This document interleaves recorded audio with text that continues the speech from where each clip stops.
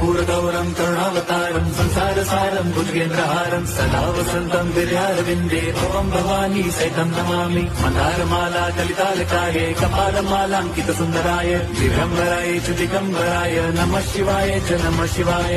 लोकांगण चरण डोळ्यान पाहिन रूप तुझे प्रेमे अलिंगिन आनंदी पूजिन भावे ओवाळीन म्हणे नमः त्वमेव माता पिता त्वमेव बंधुच सखा त्वमेव